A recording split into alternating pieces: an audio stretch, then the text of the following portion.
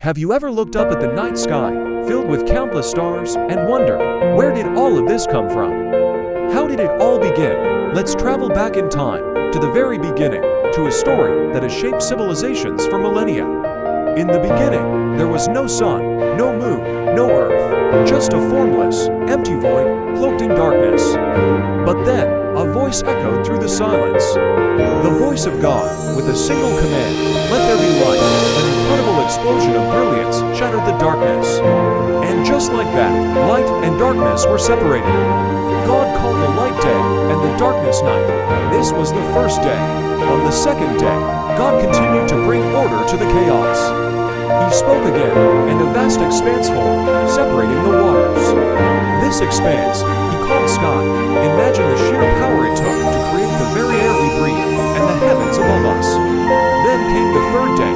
God commanded the waters to gather together, and dry ground appeared. He called the dry ground land, and the gathered water seas, but he didn't stop there. The newly formed land was barren, so God commanded it to sprout with life. All kinds of vegetation appeared, grass, plants, and trees bearing fruit. The world was beginning to look lush and vibrant. The fourth day was all about celestial lights. God said, "Let there be lights in the sky to separate the day from the night." And so, the sun was created to govern the day, and the moon to govern the night. He also scattered the stars across the sky, like cosmic diamonds, to mark seasons, days, and years. The universe now had its own magnificent clockwork.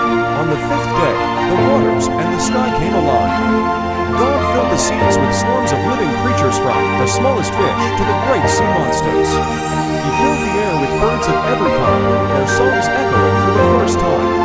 God blessed them, telling them to be fruitful and multiply, filling the earth's waters and skies. The sixth day was a monumental one. God turned his attention back to the land.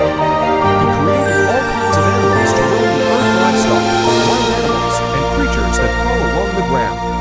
The world was now teeming with diverse and wonderful life. But the masterpiece of creation was yet to come. Then, in a moment of profound intention, God said, "Let us make mankind in our image, in our likeness." And so, from the dust of the ground, God formed the first human. He created them, male and female, and gave them a special role. He blessed them and said, "Be fruitful and increase in number, fill the earth and subdue it. Rule over the fish in the sea and the birds in the sky and over every living creature that moves on the ground." Humanity was given the great honor and responsibility of being stewards of this magnificent new world. Finally, on the seventh day, God looked at everything he had made. He saw that it was all very good. His work of creation was complete, and so he rested. He blessed the seventh day and made it holy, a day of rest and reflection, a reminder of the beautiful, orderly, and purposeful world he had brought into being. From a formless point to a world bursting with life, this ancient story tells us of a beginning filled with purpose and design. It reminds us that every sunrise, every star, every living thing is part of a grand and beautiful narrative. So next time you look at the world around you, remember the story of its first 7 days and see the masterpiece that you are a part of. Thanks for watching. If this story inspired you, please like and subscribe for more timeless stories from history. Until next time, stay curious.